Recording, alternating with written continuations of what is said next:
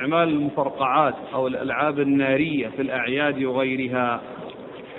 لا شك هذه فيها ضرر على الأولاد الذين يستعملونها، وأيضا ضرر على الناس في إزعاجهم وعدم حصول الراحة لهم، وكونهم يعني لا يستريحون في نوم وارتياح بسبب هذه الأصوات المزعجة، فهي في الحقيقة عن شر، ولا ينبغي التمكين منها واستعمالها.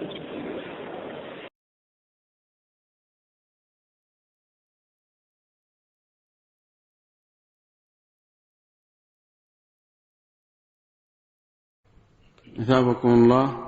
ما حكم بيع الألعاب النارية، وهل المال الداخل منها فيه إثم؟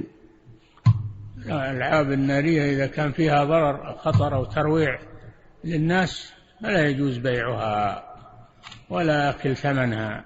نعم.